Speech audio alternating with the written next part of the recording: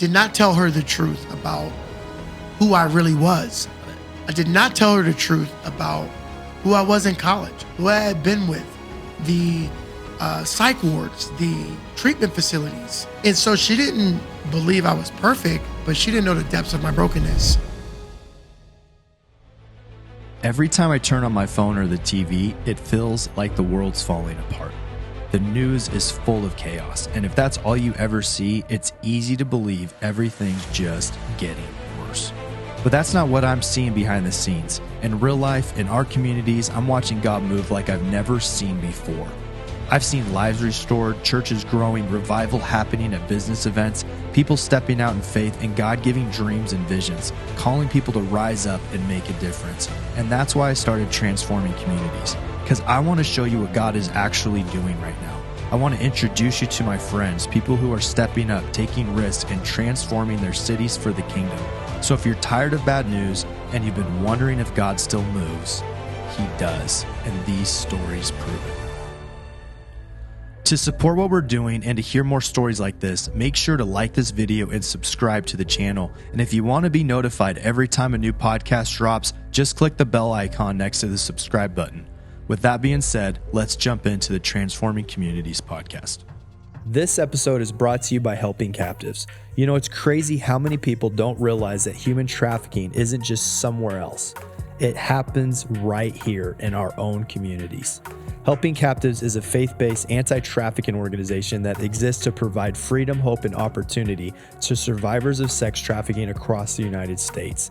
They do this through their different services such as emergency and stabilization, 24/7 around-the-clock care, professional counseling, and much more.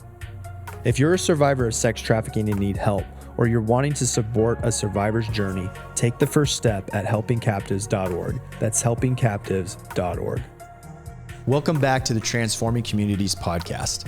Today I got to sit down with one of my really good friends, Ike Whitaker. Ike is a former Division I quarterback who played for Virginia Tech before continuing his professional career in the Canadian Football League. After football, he moved into entrepreneurship and is now the owner of Whitaker Family Furniture. It's a thriving family business built on integrity, excellence, and service.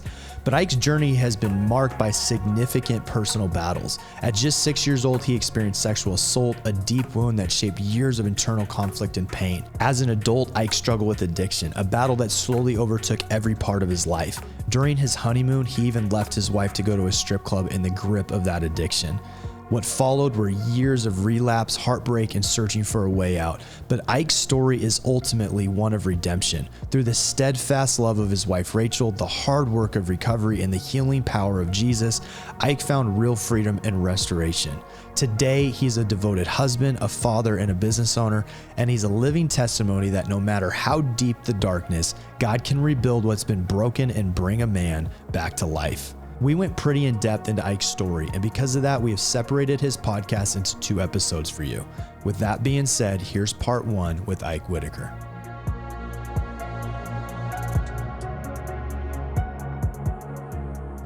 All right, brother.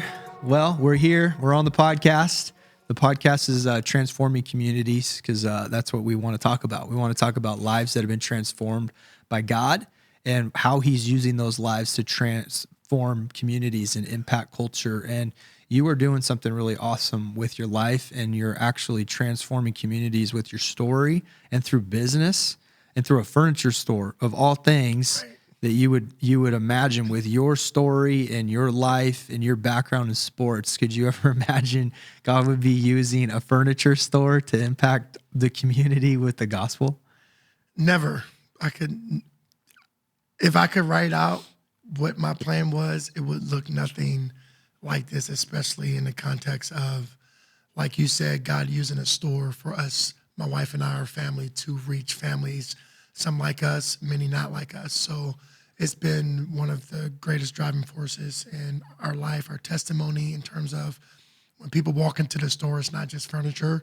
You know, they're meeting a couple that have been through the fire that God has restored and redeemed. And so could have never thought that God would use a furniture store to further His purposes here in Spokane, but it has been one of the greatest testaments and just privileges to be able to provide for local families in our community. One of the things I noticed about you is I'm sure you and Rachel had conversation about how do we market, how do we brand, how do we do all the things that businesses do. But you guys haven't shied away from your story. You've actually like just stepped into the light with it. You've stepped into being honest about all the struggles and the trials that you guys have had. Was that something you guys sat down as a family and just communicated and prayed through and said, hey, we're just going to run with it? Because I think that's one of the things that has made the store so successful is you guys just being real and making it a family journey. And it's not just about selling furniture. It's about changing lives. And you're very honest and open about that. And it wasn't a marketing ploy. It was just you guys being real. Was that a conversation that you had, or how did that all work out? You know, when we first took over the store, it wasn't Whitaker Family Furniture. So the first year it was a different name. And then through prayer, when we changed the name, which was a big step. We did not know at first that we were going to change the name. We did not know if we should use our last name as a pivotal point for the name. So once we decided to change the name to Whitaker Family Furniture, God just started downloading the foundation in which we'll do business. And it had everything to do with our story and being a redemptive story, him rescuing us, Rachel choosing to stay married to me, God taking me off the streets of Spokane, and really turning me into a father and a husband that love my kids, want to raise my kids, and somebody that wants to serve my wife. And so that was our DNA. It's like, man, all we knew was our story. We didn't know business.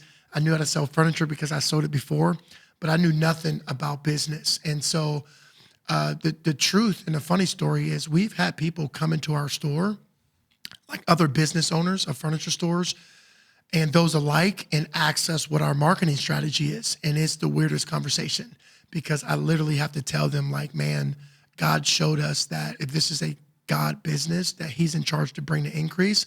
Our job is to take care of people. And we find every single day at our store, we're sharing our story and people are sharing their stories with us. And I think that's what separates us. But we didn't know that going in. We didn't know going in that we were going to have this story that was going to be the foundation of our business, right? Because everybody has a story, right? And maybe it's not like ours, maybe it is, but our whole heart is the people that walk in. So we don't lead with our story, but our story ends up being the pivotal point to a conversation because it lets people know, like, man, we're human. Like, we understand struggle, we understand real, and people, especially in the sales community, they want authentic. They don't want a salesy person. So we're authentic, and it's in our DNA to meet people where they're at. And so for Rachel and I, when people met us in our mess and loved us in that space, that's how we have run our business. Now, obviously, we've grown and we've come to understand the other side to business, meaning it's not just about storytelling. It's not just about what God has done for us, what he's brought us through.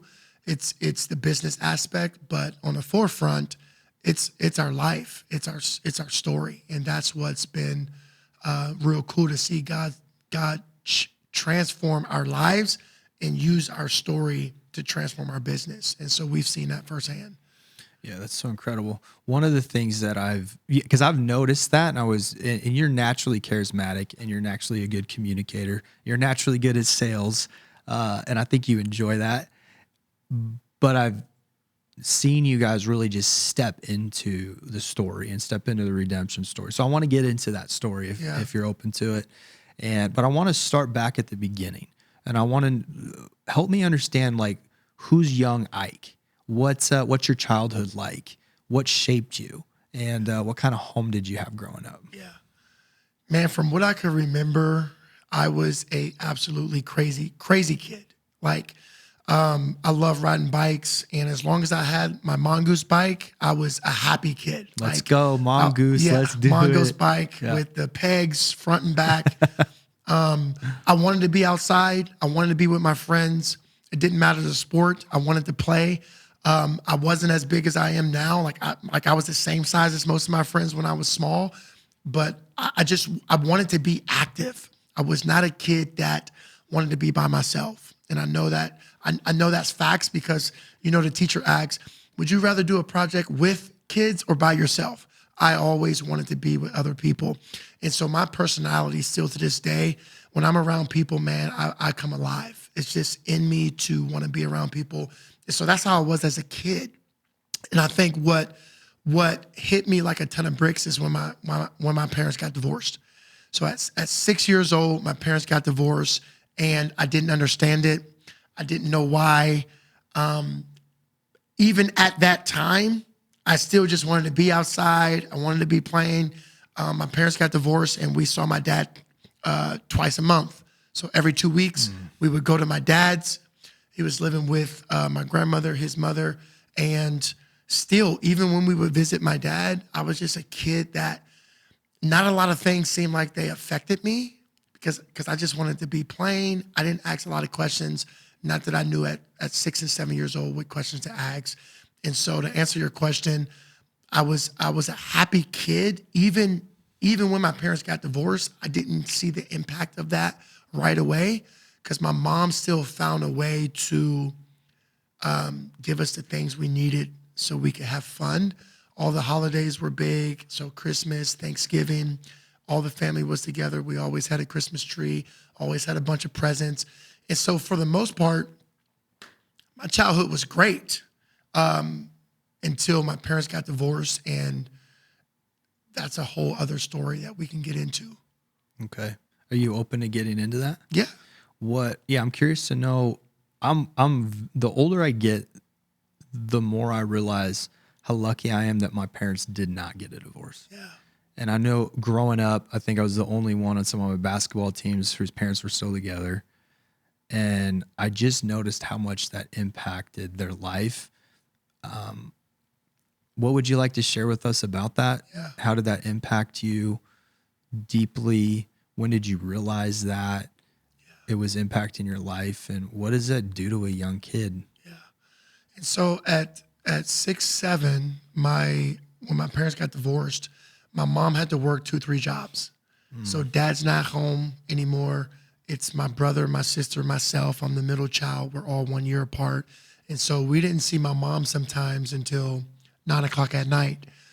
But there needed to be childcare. So my cousins would come over.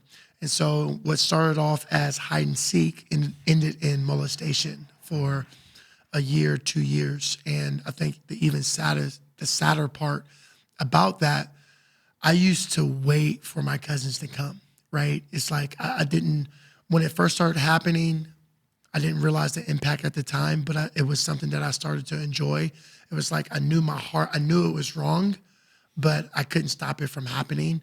And it got to the point where I would be waiting for my cousins to come over. And so it was something that I buried. So at 7 years old, if you can imagine this happening and not having the capacity to share this with anyone, what it did to me is once my cousins stopped showing up, my sister and I, that's all we knew was that life. Yeah. And so what started off as my cousins doing something to me it ended as my sister and I doing things that we couldn't comprehend. And so here I am as a 7-year-old. Because you don't know anything else. Right. Yeah. Yeah. So my childhood getting taken away, all I knew how to do was stuff that. And that didn't get reawakened until I was 14. And so from 7 to 14 was when I took my first drink. And so from 7 to 14, I was really active. Like I wasn't the worst student. I wasn't the best. I knew how to get good grades, but I was never attentive. I was like the class clown. So you could say ADHD, but what it really was, I was looking for attention. And I didn't know that it was stemming from what had happened to me. I didn't know that I was trying to fulfill this void and fill it somehow, some way in school, because I had this hole now. As a kid, my childhood gets ripped away from me. My sexuality gets ripped away from me. Now I'm in school, and I got to sit in the class for 50 minutes and listen to the teacher. I didn't know how to act. And so when I found sports was around that same time frame. I was 13, 14 years old. My mom has us in sports, and I become really good really fast because I put my whole life into whatever it is I was being asked to do. And so at 14 years old, I found sports, but I also found alcohol. It was a normal night. I'm with my friend Chris. We're at his house. We stumble upon his mother's alcohol. And the first time I ever took alcohol, it was a half of a beer. I felt like I was in heaven, and I couldn't make the connection. I felt like in that moment, I didn't need to explain myself. I didn't need to prove myself to anyone. I was what I mean by close to heaven. I felt like there wasn't a worry in the world, and I'm a 14-year-old kid. I'm like, man, my life at this point, if I can live life here on out, I will be good. And so what was happening is, man, the alcohol became a solution really quick. And I wasn't blacking out, or alcohol wasn't a problem at 14 years old, but I knew it was a solution to what happened to me as a kid. So alcohol allowed me to hide who I really was or who I'd become based on what was done to me. And so, and it was a secret we can go into later, but I kept that a secret for 24 years. Wow. So you literally just had your innocence taken from you. Yeah. What does that do to a kid? So it's sad. We see it today, whether that's via social media or the news or through movies, that, at 7 years old, we're not fully developed. We don't know how to communicate these things, and we're scared. We don't want to blame our cousins. We don't want to blame our parents if it was them. We don't want to blame our neighbor if that was the case. And so we don't know what to do with what happened to us. So we hide. And so we find ways to become normal. And normal for me was alcohol and sports. That made me feel normal. When I think about what I did to my sister, it crushes me even to this day, right? It's like my sister became bisexual. All I could think of was it was my fault. I didn't know what to do. I did to my sister what was done to me. And my sister, she's forgiven me. We have a fabulous relationship. She loves Jesus. She's married to a man. It's wonderful. But at the time, I didn't know it was going to play out like that. For 24 years, I couldn't I couldn't have this conversation with my sister. And so to answer your question, what it does to people, it's almost a recipe to fall into the hands of the enemy, because here you have a child that gets, I think about Michael Jackson. I think about, and I say this carefully, but I've done a lot of research on Michael Jackson. It's like he started performing at 4 years old. At 4 years old, he's traveling the world performing. And so for me, my childhood was taken not through performing, but through being molested. And so at 4 years old, I have no identity. I wasn't a kid that was skipping through the field, just learning how to be a kid, getting dirty. From 7 years old, I had to prove that I fit in, because I felt from 7 years old, I felt like I didn't fit in. So when I found alcohol was able to allow me to at least feel like nothing's wrong with me. That little bit of alcohol would have me feeling as if I'm normal, even though I knew on the inside I wasn't. What happened to me was not normal. What I did in turn to my sister was not normal. And so I had to keep that a secret, and I did. And so when I see people or hear stories about, why didn't you tell anyone? It's been 20 years. It could be domestic violence. It could be human trafficking. It could be whatever. It's fear. Who do we tell? How do we tell and trust that when we communicate that we're going to be loved and not judged for either what happened to us or what we did in turn? Because a lot of people repeat what was done to them. So a lot of stories we see or movies we read, there's a root. And that root to someone molesting kids, there's normally a root. And so not to make it excusable by any means, but normally there's something. And for me, that something was, as a 7-year-old kid, my life was taken from me without my permission. And I grew up hating my dad, hating my mom, because all I could think of is, man, if I had parents, My mom would have never had to work 3 jobs. I never would have had to have my cousins come watch us, and maybe that never would have happened. And so I didn't know what I didn't know. So I had to live a life like, man, you know what? I'm going to just stuff this under the rug. And so as a teenager, young adult, not being able to communicate what that did to me, I found alcohol. And the equation of my life, it seemed as if once the enemy got a hold of that equation, I was prone to addiction or whatever the first thing was, is what I was going to become addicted to. And so there's a sexual undercurrent. Alcohol was a manifestation of something much deeper. But my true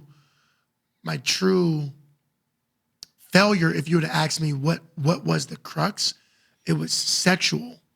And when I found out that, man, pornography and molestation led to pornography, what led to a story that you're going to get into later with deja vu, when that became my undercurrent, alcohol was a thing to hide who I really become. Got it. So it was your escape. It was my escape. So you find football and alcohol around the same time. So your identity from us having this conversation kind of gets caught up in like, you're really good at football. You're a really good athlete. So now your identity is kind of caught up in being an athlete and then also the party scene, kind of mixing back and forth. When did you realize football was going to be a big part of your life? And like who's Ike on and off the field? Yeah. Man, great question. So at 15 years old is when I got my first scholarship. I'm a freshman going to sophomore year. So I'm starting. You got as your a ninth scholarship grader. in freshman year? Yeah. So I'm Wow. a ninth grade, 160 pounds, soaking wet, 6'2.5". Just I'm a straw of a kid. I got no meat on my bones, but I could throw a football. And ninth grade to 10th grade, scholarships started coming in.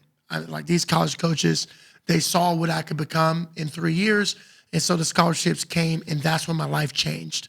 People started looking at me different. My family didn't really see me. They just knew me as Ike. Ike is good at whatever he puts his mind to. Mm-hmm. The problem with that, and where your question leads to who is Ike on the field and who is Ike off the field, I never developed my character because people, even my parents, and when I say my parents, they did as best as they can. And to back up just a tad, my mom's dad died of cirrhosis of the liver at 36 years old.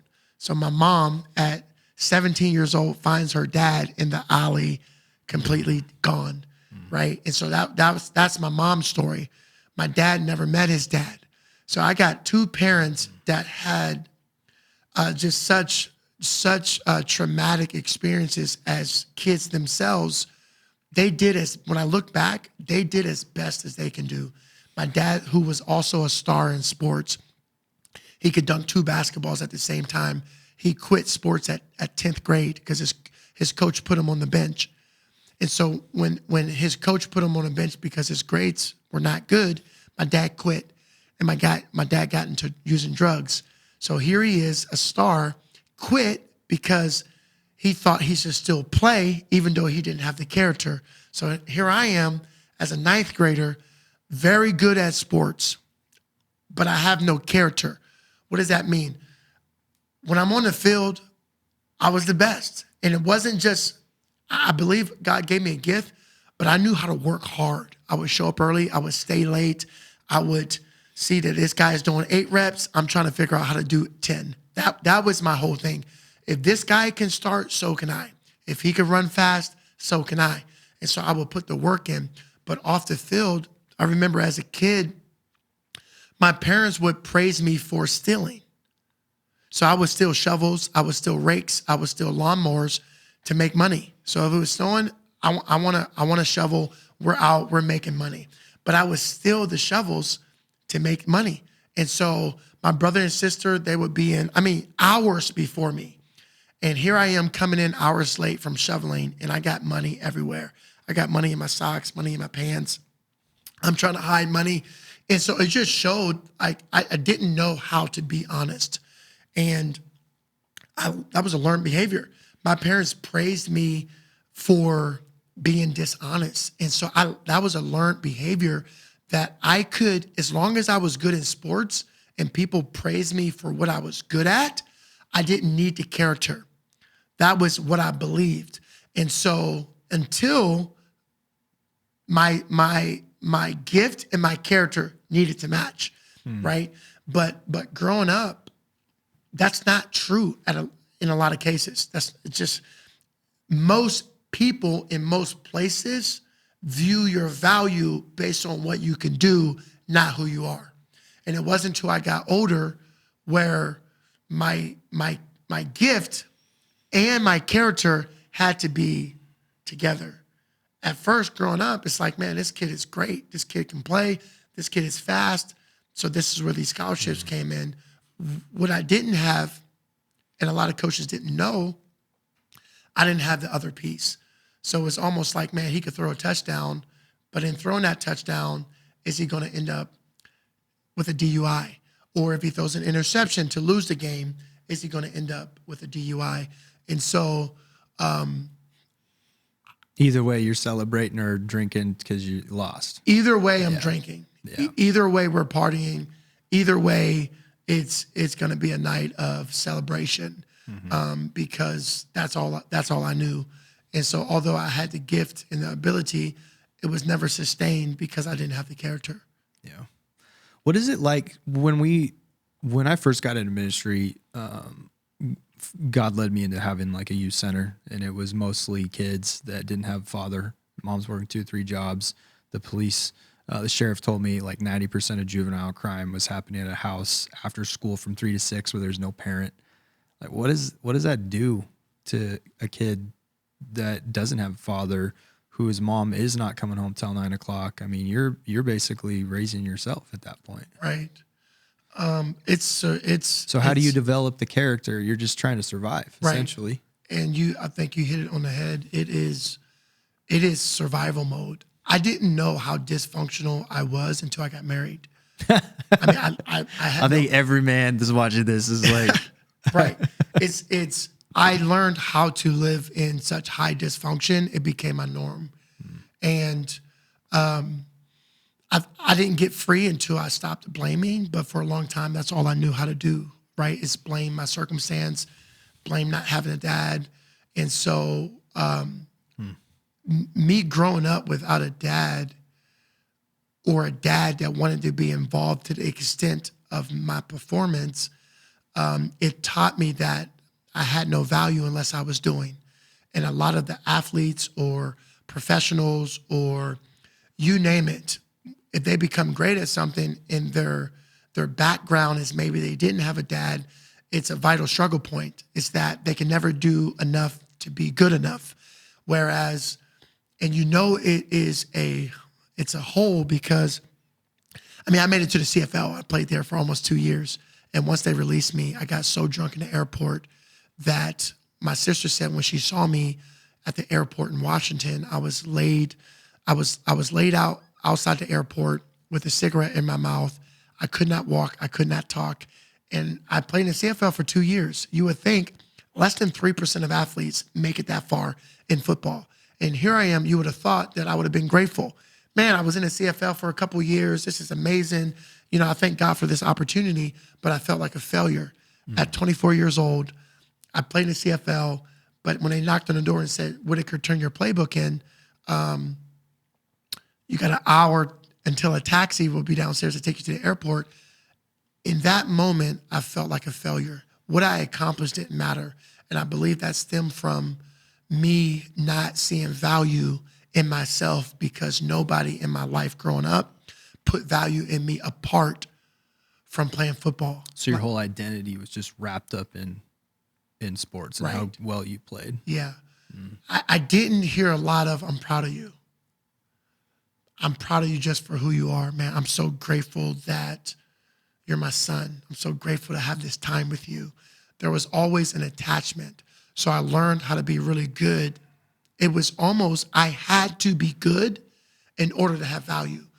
And I'm not saying that's not every man's battle, because maybe it is, but the fall is not because I don't have value, I'm gonna go drink myself. I literally tried to commit suicide. So it's different than, I believe it's every man's battle to find value in what they do. And I believe God has given us this purpose, not that purpose defines us, but he's made us providers, man. We're providers, we're overseers, we're caretakers in terms of our family.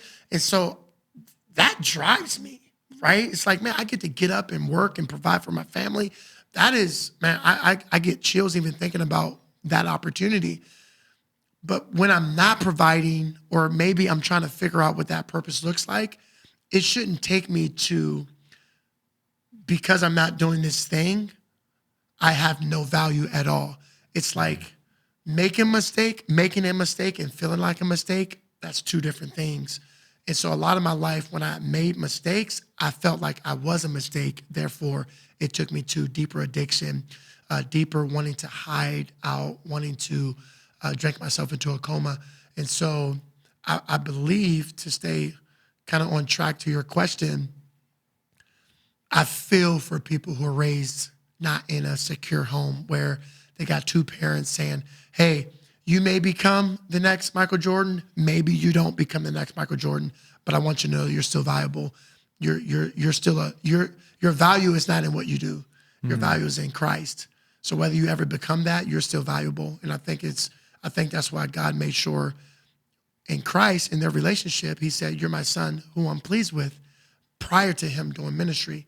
So he knew, man, my dad loves me regardless of if I become a star or not. And that's not my story. Wow. I had to become a star in order to be loved. And I learned how to become a star, but I was never good enough. And so as long as I was never good enough, I've had to learn how to try to get people to love me based on what I was doing.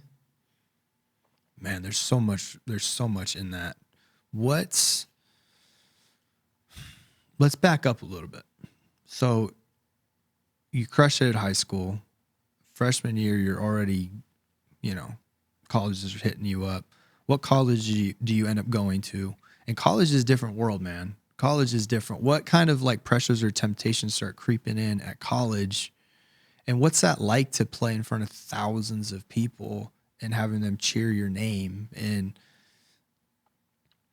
when you have that performance-based mindset, you must have felt, like you're finally accepted. I finally made it, And then I'm assuming every girl wants to be with the quarterback. There's probably a lot there. What kind of temptations and pressure kind of hit, and what was college like, and where did you go to college? So I ended up going to Virginia Tech, and shout out to Tim Tebow, because the only reason I didn't go to Florida was because of Tim Tebow. Tim Tebow graduated his high school early, committed to Florida, and Tim Tebow was at Florida. Well, Florida recruited me as well.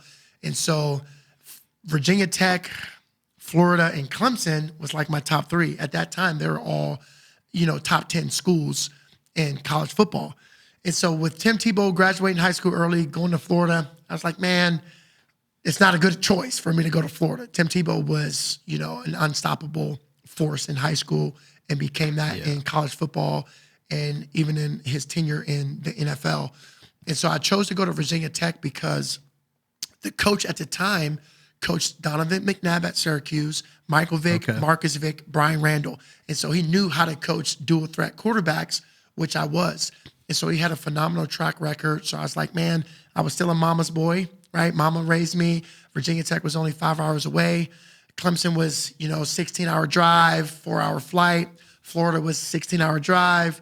And so I was still close enough to home to, hop in the car and go visit my family, but still further enough to be myself. And this is where my life went downhill fast.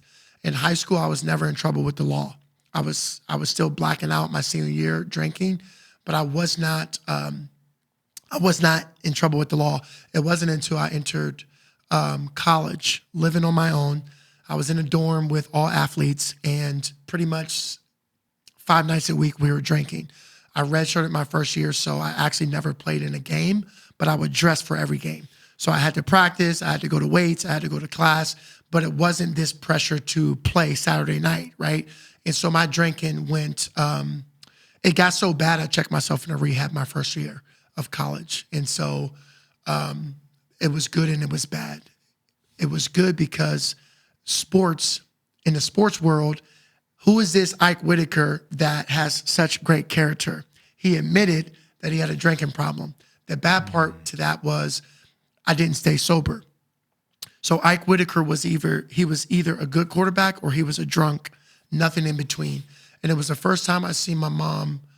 She wasn't mad, she was hurt when I relapsed.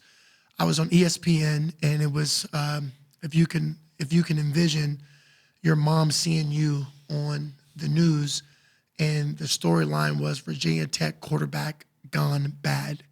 NFL draft hopes turned to a bag of alcohol. And so I was suspended for 2 weeks from Virginia Tech. I got a drunk in public. Virginia Tech suspended me. I had to go home. And here I am. I'm 19 years old at Virginia Tech.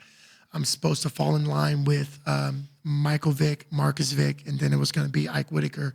And so from that time, my life was it was public at that time, but it was even more public because I was the face of ESPN for 2 weeks, right? And it was good when it was good.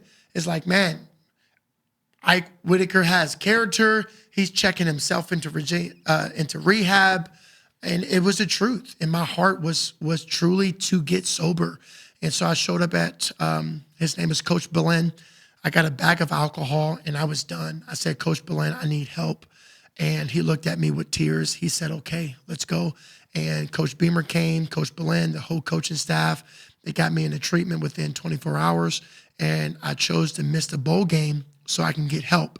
So it was a wonderful thing. It wasn't seen as something negative, because if you're in college, man, a lot of people are drinking and smoking. I mean, that's just what it is, right? 95% of the team, they're either smoking or they're at their frat house.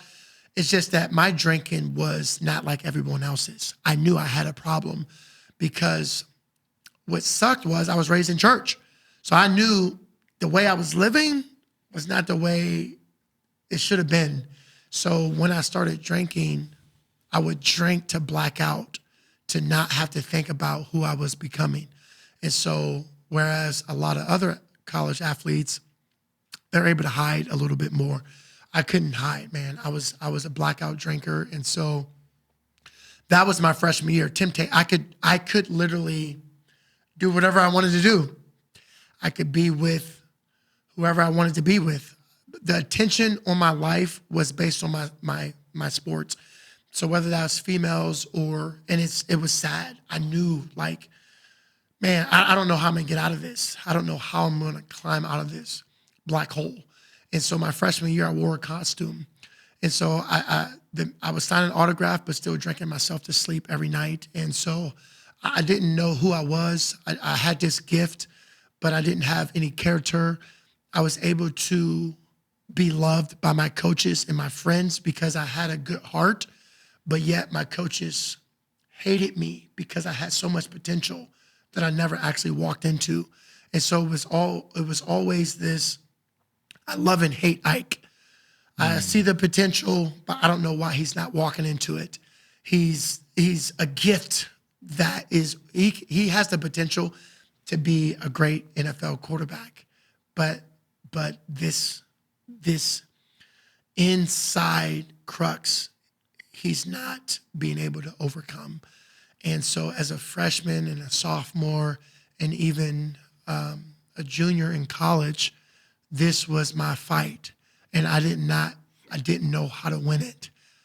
I knew it wasn't my fault, but it was my fight, and I didn't know how to fight.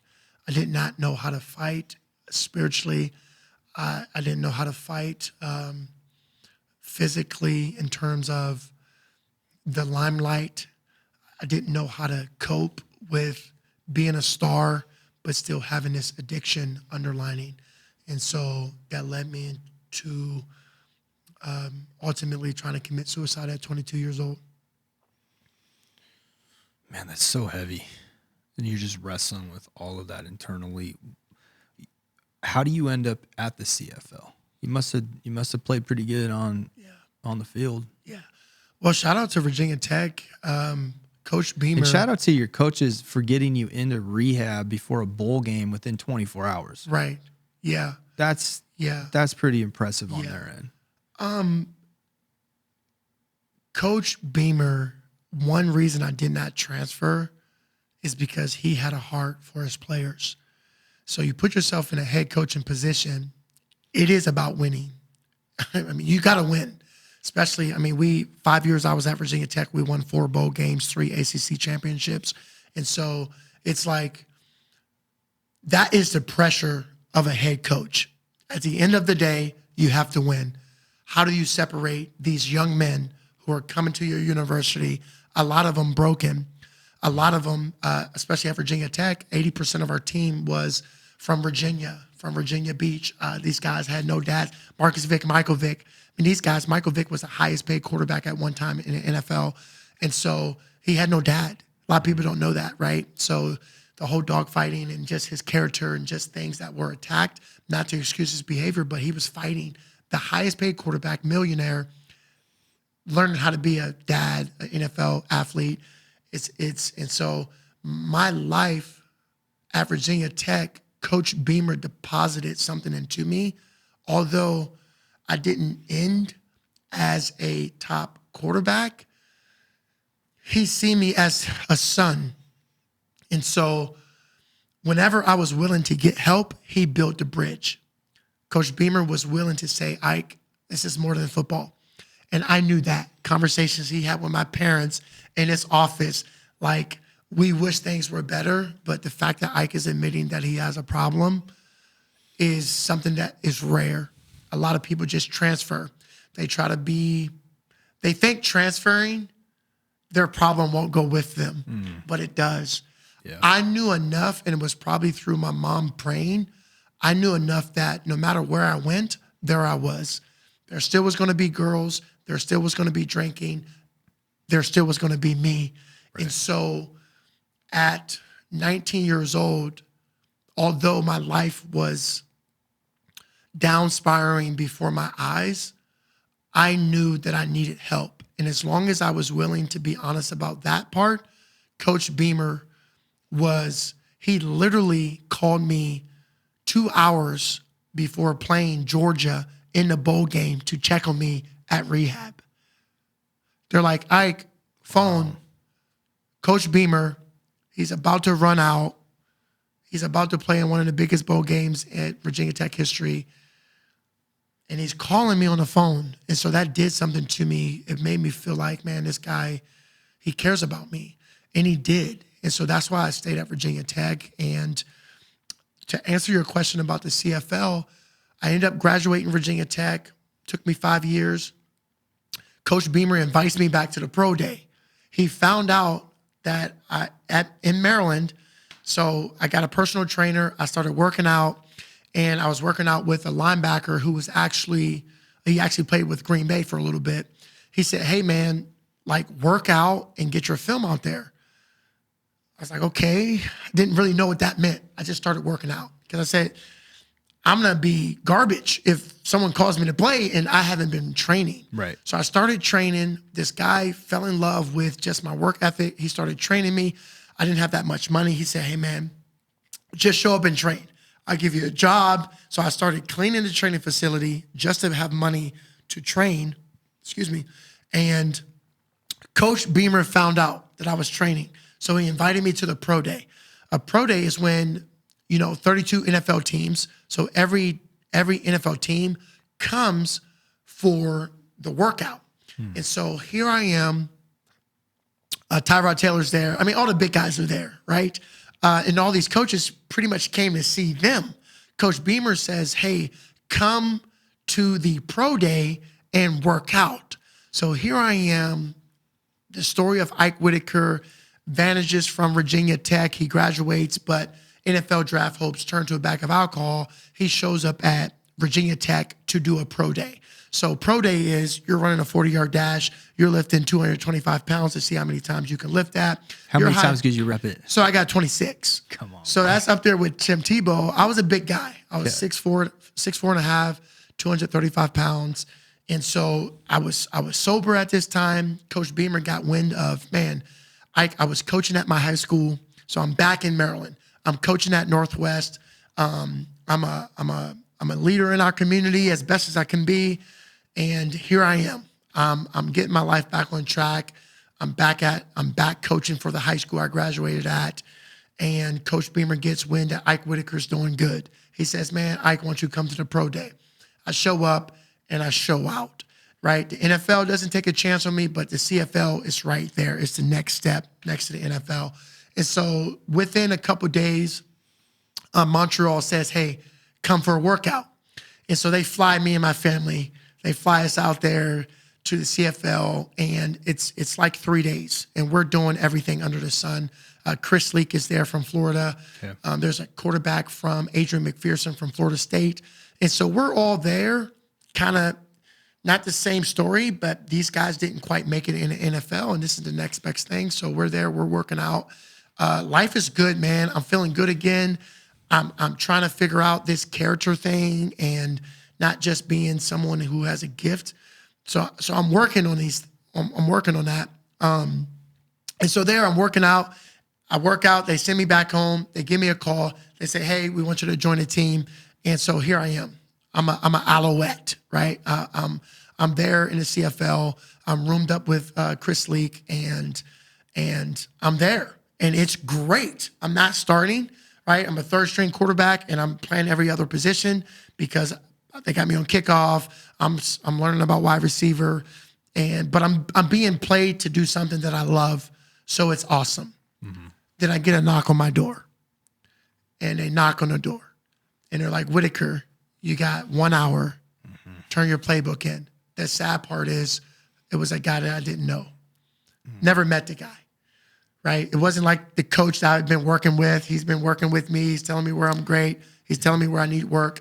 Hey, I'm sure the coach sent the guy because it's harder for him if he cares about you to cut you versus send somebody that doesn't have any relationship. Right. Yeah. And so if you remember, when this guy shows up, knock, knock, Whitaker, turn your playbook in that moment, as a 23-year-old young man, I felt like an ant. Right.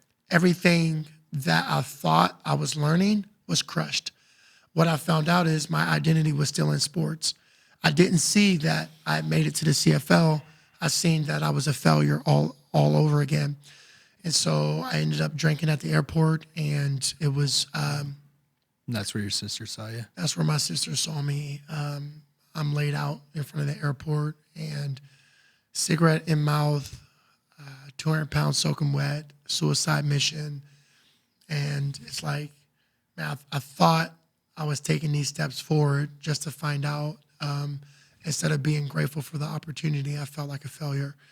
And from that point, my life, 3 years, led to just in and out of rehab, in and out of the psych wards, not knowing, scared to go back to Maryland because everyone's like, "Hey, bro, you're a waste of talent. You're a failure. Why didn't you do better?" And so whether people were saying that or not, that's what I believed. That's how I felt about myself. I had all these opportunities to show myself and others that I can do this. And even though I did that for a short time period, I never learned how to walk it out. Because if I would have grew at the time in the CFL, I would have said, "Man, thank you for the opportunity, Montreal. I'll go back to the drawing board and see if I can go play arena somewhere football." Else. Arena football, exactly. Yeah. And so that's what a lot of the guys do. I was the chaplain for Spokane Shock. Right. And a lot of those guys, that's what they end up doing. Yeah. They love the game, and it's a different way to do it. It's fun. Yeah. Yeah. But instead you did, you were just really wrestling. And that was a question I had for you is, instead of doing like arena football and stuff, how do you end up deciding to go to discipleship school? Right. This episode is brought to you by our friends at Be Bold for Jesus. If you've ever felt the urge to live out your faith more boldly, to step up and make an impact in your workplace, your church, or your community, this conference is for you. The Be Bold for Jesus conference is coming back to Spokane, Washington. It's a weekend packed with worship, encouragement, and practical tools to help you live out your faith confidently. You'll hear from incredible speakers who are living examples of what it means to be bold for Christ. Tickets are on sale now at beboldforjesus.org. That's beboldforjesus.org. Grab your tickets today and let's be bold together. That was a question I had for you is, instead of doing like arena football and stuff, how do you end up deciding to go to discipleship school? Right.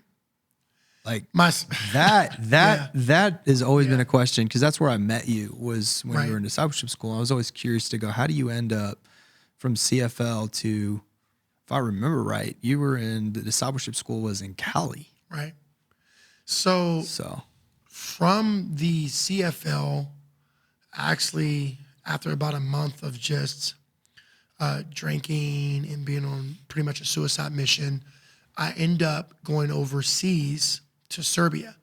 And Serbia I was there for about a year, and it was a nightmare. I was just drinking and playing football. Almost lost my life there.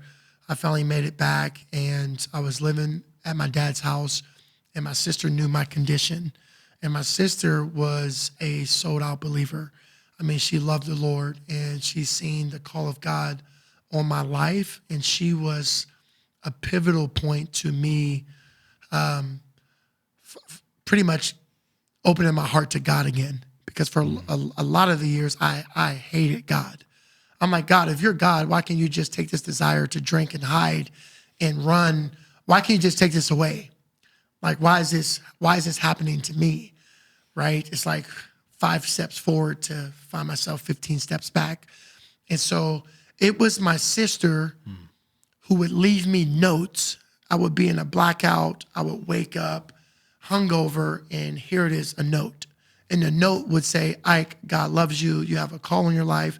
And so she was just planting these seeds. And then one day she invited me to a youth conference, which was in Maryland. So I go to a youth conference, and it took me, 3-4 days to commit. I wanted nothing to do with God. I told my sister, Ashley, I'm not going. I don't want to go. I don't want anything to do with God. I'm not going.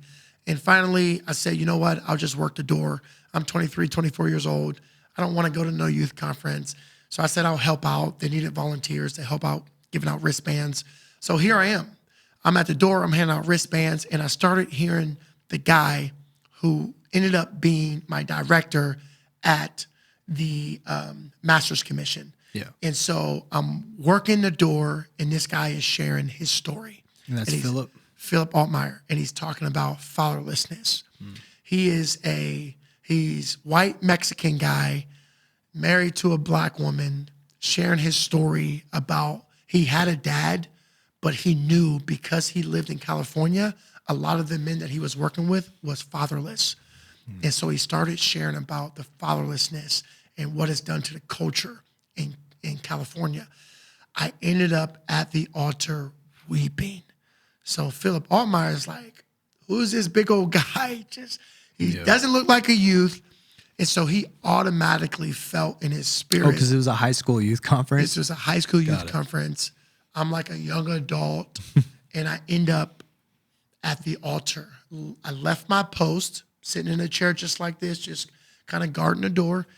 I left my post, and I ended up at the altar weeping. It hit me like this guy had a way in a moment to untangle me. God used him to untangle all the years of bondage. Because for all these years, I thought my problem was alcohol. I thought my issue was just women. I thought my issues was just my sexuality. I didn't understand that I had this root of absolute unforgiveness, and I had this root of what had happened to me. I felt like God had failed me. And in a sense, I felt like, man, there's no way I could visit this relationship with God again. And he was sharing about this. He was sharing my story. He was sharing my life as a kid and growing up with such a God-sized hole and believing there's no way I'm good enough for God. There's no way I'm good enough for God to forgive me. So here I am after the youth conference. He says, hey, I got to go. His flight was that night. But he said, I feel like God has asked me to stay one more day, and it's because of you. He stayed one more day just to have breakfast with me, and here we are. He says, man, I feel like you're supposed to come to Master's Commission. I got no money, 24, 25 at this point. Master's Commission is geared to high schoolers, graduating high school, 18, 19 years old. So he submitted it to me. He says, man, pray about it. My first thing was, I'm not going. I don't want nothing to do with God. What do I look like, trying to pay $4,000 to go to Master's Commission in California to try to get a hold of God? And so I said no. I said, I'll think about it. And then I told my mom, I told my sister. And long story short, man, I ended up in Master's Commission. And here I am in California with a bunch of 18, 19-year-olds. Because did you get to the point where you're like, well, this ain't working out, and I might as well just go give God 9 months of my life and see what comes out the other side. And this guy's got the answers that I've been searching for. So at the end of the day, you're like, where else am I going to go? Let's go. Let's do it. It was. And Philip's awesome.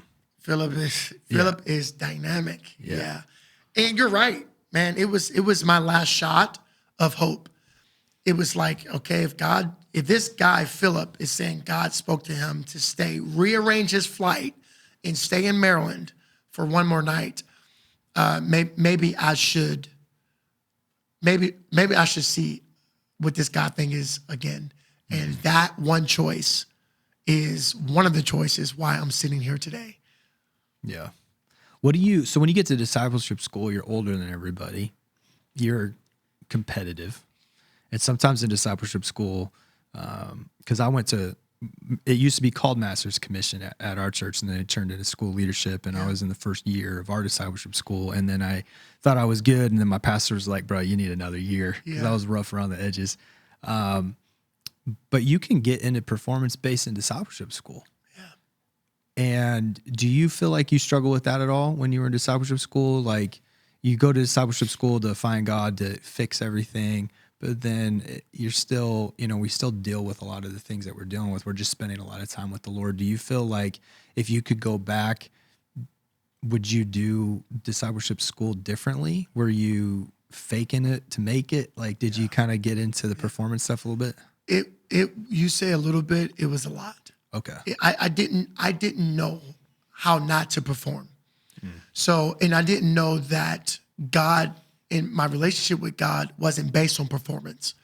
I didn't have a clue.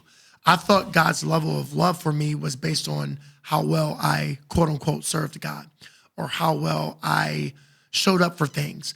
So in college, I learned how to wear a costume. I learned how to smile. I learned how to say the right things. And that's what happened in Master's Commission. I learned how to raise my hand at the right time, jump at the right time during a worship song, remember the verse, because there's a lot of remembering scriptures. And so I knew how to do that. And it wasn't really until I met Jim Anderson where I shared any details of depth of my life. Because a lot of people didn't know that I was coming out of addiction, and I wasn't ready to tell them. So they see me like, whoa, who's this guy that's charismatic, that knows a little bit about church culture and a little bit about scripture and knows how to put one and two together. And so one thing that Phil didn't do, which I was irritated with, he didn't use me just for my gifting. He would use the 18, 19-year-old second-year student to share their testimony instead of me sharing my testimony, because he can identify, because he was only 31 years old, and Phil was very gifted as well. And so but Phil was raised by his dad.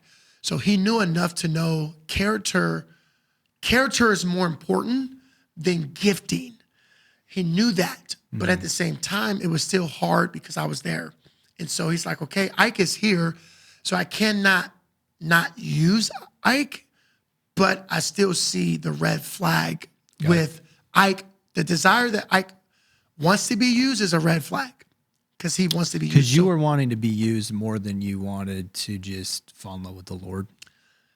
100%. Okay. See, and Philip is running discipleship schools. He's around kids all the time, coming in and out, so he can see that, and that's irritating you.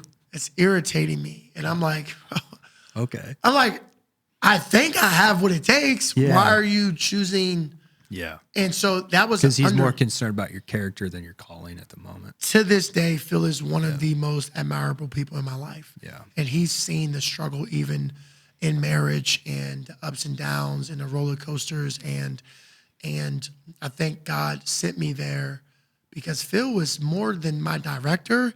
He was like a big brother that I never had. We would sit in his office for hours talking about my feelings, which in sports, you don't talk about your feelings. Coach doesn't care that your girlfriend just left you or your teammate is talking to your girlfriend. You don't bring that on a practice field. You're upset, but you got to learn how to get over it. You got to learn how to wear the costume. You got a full scholarship to perform at a high level. And so if you're not performing at a high level, you're getting replaced. And so my relationship with God really up until 4 years ago was all based on what I can do for God. Yeah. But I was never fulfilled. So that is partly the reason or mainly the reason why I still struggle with addiction, even in my marriage, because I was looking for fulfillment based on what I was doing instead of finding fulfillment based on my identity in Christ. And I think that is the root of ministry. And if we don't know, and if we're not careful and we're not around people that say, hey, I see your gift, but I'm more attracted to your character. If we don't put ourselves around people like that, we'll miss it. And so will they. And so we'll start something, but we'll never finish well. And that was my story up until 4 years ago. Do you think that you prematurely left discipleship school because you were irritated you weren't getting the platform? I would say yes, and my eyes for Rachel prematurely. But 100%, I'm already 25. I'm like, okay, I haven't dated. It's first time not dating for 9 months since I was a little boy. Right, because that's part of the agreement when you get into discipleship school is there's no dating because we're no going to keep dating, you focused. and I almost fell victim to that because I started, secretly talking to Rachel, and here I am. I'm like, there's this emotional connection. We're not dating officially, but we're dating. Every night we're talking, every morning we're talking. And if you're watching, you know how that feels, right? That, man, she's the one. How do you meet Rachel? Let's explain it because she's not with you in California. She's not in your master's commission. How do you and Rachel even link up? Right. So Rachel. And why are you talking to her when you know you're not supposed to be talking to her? Yeah. So real quick, I'm in master's commission. Master's commission is all about you're growing your character, but you're also learning the gifts of the Spirit. You're traveling, you're doing ministry, you're doing altar calls. You're in school you feel God has a calling on your life and you're trying to walk in that. Yeah. And so that's why there's no dating. You got to focus on the Lord. And so there was something that Louis Engle puts on every 5 years at some place in our country. And 2015, it was called The Call. Yeah. And it was in Oakland, California. So Rachel came with her friend Sydney and Travis. They came and traveled to The Call. So here it is. Somebody in Rachel's group knew someone at the church I was doing masters through, and they stayed at a family's house the night before The Call. And so that was the connection to Rachel's group coming to California to go to The Call, and they connected with our church. We're in masters. So we're not traveling with anyone from the church. We're not meeting people at the event because masters is kind of, it was 12 students and we're kind of like just tight-knit it, and we don't have a lot of flexibility to kind of venture out and do things on our own. So we all drove there together, but Rachel had someone in her group that knew someone that was on the team of Master's Commission. And so, funny story, the event is over. Rachel had been fasting for 3 days. Someone introduces Rachel to me. When they introduce us, Rachel's food is ready. Rachel leaves. It was high and by. Yeah, Literally she's like, it's been 3 days. I'm eating this food. 3 days, I'm eating this food. So I don't even have a full conversation with Rachel. Yeah. My talking to Rachel again was through social media. She posted something. Someone created like a prayers that was answered from the call. So wait, did you see Rachel in that moment and you were like, I got to find her on social? No, weird. I saw Rachel and it wasn't like, oh my God, I need to talk to this girl again. Okay. It was 2 weeks later. She writes something on this blog dealing with the call. Okay. So someone created this blog dealing with the call where anyone who attended the event, they can write on this blog and everybody can see it. Rachel pops up. She writes something about Africa. My mom is in Africa at this time doing mission work. She's been doing it for 5 years. So I'm like, who's this girl? I just met her at the call, and she's writing this huge, deeply thing about Africa and her time there. So I'm like, there's a connection here. Let me write her. So I wrote Rachel, hey, tell me more about Africa, was the first question to Rachel. It wasn't like, let me secret stalk her. It was different. And I felt, I was like, okay, because I'm normally like, let me see how she looks. Let me see her background. Let me try to social media stalk her. I just wrote her a message because it was like, there's a connection here. We got introduced, but we never talked. And so I asked her that question. Then I did the stalking after. Got it. And so that was our first conversation to us being able to talk. Got it. Yeah. So, because for us, I think at that time, we'll get into Jim Anderson later. I'm going to obviously have to have him on the show, but Papa Jim's the GOAT. And he's had a really big impact in your life and in my life. And at that time, I'm walking through courtship with my wife. And Rachel, for everybody that doesn't know, I mean, she's amazing. And she was serving like crazy. She was going down to the street. She was getting our buddy Nate from the Union Gospel Mission, taking Nate to the young adult ministry. Nate's then living on my couch, and we're mentoring kids because he gets on fire for the Lord. But she's just such a big servant-hearted person, and because of that, we all loved Rachel like a sister. Right. So all of a sudden, you're talking to her. Philip and I have become friends through Jim, and I think you guys come up for a conference, and we're a little protective of Rachel because Rachel's sister. You know what I'm saying? We love Rachel. Yeah. And I think Sarah and I just spoke at the conference, and that's how we met, is because you came up to me afterward. And I'm trying to remember, but you were talking to me, and I found out that you were secretly talking to Rachel. And I was just going, one, you seem like an awesome guy. But I was also like, hey, man, didn't you sign that 9-month agreement? Right. And Rachel is loved and respected, and I'm not sure if she's going to respect you if you don't keep your word. And so I think I remember telling you like, yo, I'm not cool with this if you don't keep your word. Right. And Rachel wanted to kill me, bro. Yeah. That's what I remember when I met you. It sounded like she wasn't too happy. Right. Yeah. We travel in our master commission. So we came to Spokane. Yeah. And we were a part of the Unmasked conference. That's what it was. You came to Unmasked. Yeah. With So Jim. we came to Unmasked with Jim, and Jim had you and Sarah. You guys are on stage. You guys are talking about courtship and just the fundamentals prior to getting married. Yeah. And it hits me like a ton of bricks. I'm like, okay, the Lord is speaking to me, because here I am talking to Rachel. I'm in Masters. I'm not technically supposed to have this emotional connection with Rachel.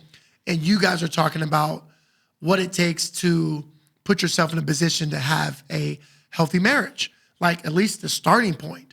And so after the conference, because I spent a year with Jim learning that, because I didn't know, don't get it twisted. Like I don't have the best, dating life in the past, and your boy used to party and do his whole thing. So I had to, Jim was on me, and that's why I was spending so much time with him. I took a year off of ministry just to travel and learn from him, because I was all caught up in, I didn't even know how to date somebody without being physical. Like I didn't know how to fall in love with somebody just for them. I think Sarah and I decided not to kiss till the altar just because I knew that if whatever's on the table, that's what I'm focusing on. So if I can make out with you every time we hang out, I'm gonna try and make out with you. Right. So we just took everything physical off the table. But the only reason we were even in that position to talk about that at Master's Commission was just because of Jim and spending a year with him and really trying to learn. So I can understand, like, just when you hear it for the first time and you see a different way that works it does ignite something in you because Right. you're like, man, I've tried this 1,000 other ways with these other girls. It's not working. And you care about Rachel and you want to make it work. And so all of a sudden you're hearing a different way. Yeah, that makes sense to me why you would want to come up and chop it up. In my excitement about this newfound way to do relationship, conference is over. I find you immediately and I submit to you, this is what's going on. In turn, you're like, hey, you need to tell Rachel. I had absolutely no tact. I just told her, I'm in master's. I cannot talk to you anymore. Goodbye, basically. And she got really upset. She wrote me an email. She's like, got it. She So the got reason she was upset. mad at me was because of how you said it to her. I just want Right. to point that out. I wasn't Right. trying to hurt you. Right. And this is the kicker. Let me clean that up a little bit. I told Rachel, then 3 days later, she emailed me and she said, you're right. You need to focus on master's commission. And I'm glad you asked this question because it's a pivotal part to why we're still married. There was moments in our life that Rachel seen me choose to do something that was further along than the context of where I actually was spiritually. Like I was only outside of a relationship for 6 months at that time in master's commission till I met Rachel. So I really didn't know any context of healthy dating or what to focus on in a woman, not her body, not this, not that. I didn't know any of those things. Yeah. Maybe in my mind, but I've never lived out what truly is valuable about women. And so hearing that for the first time and saying like, I know this is good, I know this is right, I was excited. So I didn't really want to hurt Rachel, but I was excited to say, I want to do the right thing. And she upset was at first, but quickly she wrote me an email. She's like, hey, you're right. You need to focus on masters. Caleb Altmeyer, my director, he got wind that I had laid that down. That's when, at the end of master's commission, he says, Ike, how about you call Rachel and see if she wants to start visiting over the summertime? So to go back to me leaving master's prematurely, he gave me an option. Ike, stay in California, work at the Christian school. You can learn some more, have Rachel visit so you can get to know Rachel. See, I didn't know this part. Okay. 30 days, he Yeah. allows me to talk to Rachel. In 30 days, I plan my Escape. escape to Spokane, Washington. Yeah. And so June 8th, So he wanted you to stay for a second year, give you a job, help have Rachel and you, as you're developing, kind of build a relationship slowly, Yeah. figure out what your identity is. Yeah. And instead you're like, hey, I'm ready to roll. Let's go. I'm ready to rock and roll. And maybe not stay for a second year. He just wanted me to stay and develop. It'd be the first time that I was under submission to leaders and just learning. It was entirely hard. It was hard the first 6 months. I had 18, 19-year-olds telling me how to try to clean a bathroom.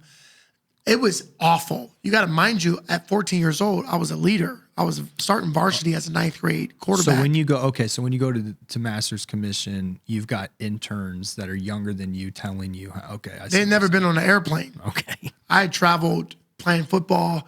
And so I had a hard time following, Got it. which was one of the reasons God brought me there. Hey, bud, I need to teach you how to. Submitting has nothing to do with age. These second-year students know the ropes. So the last 3 months of master's commission, I caught it. First 6 months, I hated it. I was upset with these youngsters. And they didn't hold no punches. They loved telling me what to do. They loved telling me what to do. And I look back and I'm grateful for them. I'm grateful they were in my life. It ended well in terms of like my honor and respect for them. But it was hard for me as a 25-year-old young man to submit to the leadership of a 19-year-old when it come everything. I had to turn in my sermon notes. I had to submit this. It felt like every day I had to go to them to ask permission for something, Yeah. and I didn't do it well. Yeah. And that's, I believe. When you're a grown man in your mind. Yeah. Got it. I needed it, but I didn't do it well. So there were things I still needed to learn, which I didn't learn until the last 4 years of my life. So when you get up here, and I know Rachel's happy and she's excited, how long were you guys dating until you decided to get married? 68 days, man. Bro. 68. I graduated June 8th. I moved to Spokane June 9th. I got engaged July 4th, married September 4th. Okay, and for some people, like there's some of my friends that are pastors that was they did that. They did the quick dating. They're still married, but they knew who they were. They knew where they were going. Their wives knew where they're heading. They wanted to jump on board. They wanted to follow them. You're still processing who you are. Right. So everything that you're focusing on isn't even who's Ike, what am I called to do? It's just how do I win Rachel over? Right. Right. I seen Rachel when we started actually talking in the context of marriage. It fed the very core of my emptiness. Okay. Here's a girl that desires me. Here's a girl, more than desire, wants to marry me. Everything I told Rachel that I was not. I did not tell her the truth about who I really was. Got it. I did not tell her the truth about who I was in college, who I had been with, the psych wards, the treatment facilities. I didn't tell her I was a virgin, but I did not tell her the extent of my sexual addiction. Yeah, the amount of women you slept with. Got Yeah. it. And so when Rachel's understanding of me was, he's solid. I'm marrying a solid guy. He's not perfect, right? We dated for 68 days. So there was some disagreements there. And so she didn't believe I was perfect, but she didn't know the depths of my brokenness. And quite honestly, I didn't know. And there was a lot of hurt. Let's pause there because I think for a lot of people, my wife and I went through this too. I think when we were courting, I was really, first of all, the courting thing was new to me. Like I had said, I'd never been with anybody more than 2 months. And it was for one reason that I was with them most of the time, right? And I think when you're trying to win somebody over, I know for me, I can't speak for you, but for me, I was so focused on just winning Sarah over and making her feel safe through the trauma she had been with. I just wanted her to feel safe. And in my mind, I really thought I was that person that I was portraying because I had been through discipleship school and I was doing ministry. So it were you trying to be fake or were you just genuinely had hopes that who you were portraying was who you were going to be? Right. You could not have paid me to believe I was going to drink again or I was going to walk out on my marriage. I fully believed I'm changed. Like this marriage, the altar, the wedding, man, I'm not looking back. Like I was sincere. Right. The problem was I didn't play any preseason games. We got married right away. I didn't know the value of marriage. I didn't know the weight of marriage. I didn't know the weight of my connection with Rachel's father and how important that would become. I had no idea. My dad wasn't around. All I knew was this woman, I need her. She's saying yes. I need to get her to the altar as quickly as possible so I don't lose this opportunity. I did not think about my character and do I have the character to withstand the vows that I'm making? I had no recollection, and I ignored the people in my life that were saying, hey, let's think about maybe pushing the date back. Got it. Pushing the date back. Well, and the other thing is, if I remember correctly, when you did talk to Rachel, you said, hey, we're not going to talk until I graduate master's commission. Mm-hmm. So you wrote in a notebook everything you wanted to tell her because you couldn't tell her because you wanted to be a man of your word and keep your... Right. So when you met her, did you give her that book? And so it's just all the emotion. And for her, probably just like, oh my gosh, he loves me, he cares about me. So it was just kind of this fast track of emotion. It was, I for read her the book multiple times. Okay. It was during that time of us not talking, I learned a lot. And I think, and I'm not telling people they should go this route by any means. Like, man, you got to know who you are. You got to know, you got to get around people who are able not to just tell you how good you are, tell you where you need to grow. Mm-hmm. And it's crazy because in sports, we desire a coach like that. It makes sense. I don't want my coach to say, hey, Ike, you're great at throwing right. You suck at throwing left, but we're never going to work on that. No, man, we're going to spend an hour of practice working on throwing left. And so for me, I did not have that capacity. I didn't have that currency inside of me to say, I need help in this area, nor was I going to wait for that help because this was feeding my undercurrent of emptiness. Where in sports, I'm open to correction. I already know I have a full scholarship. So even though they're critiquing me, they're not critiquing me to get rid of me. I already have the scholarship. And so now I'm at this place where I'm in Spokane. I'm going to sleep by myself every night thinking about who I actually am. And I know I'm setting myself up, but I don't know how to communicate that. On the honeymoon, I relapse. Yeah. All these emotions leading up to this day where over 250 people are at this wedding. And it's real.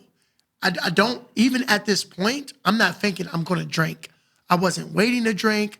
I wasn't going to escape and drink.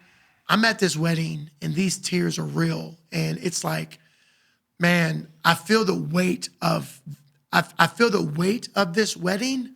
I also feel the weight of who I'm not. And it crushes me at the same time. So the minute I come face to face with an opportunity to drink, I drink. We're all eating dinner and I say, I got to use the bathroom. I went to the bathroom and I never came back.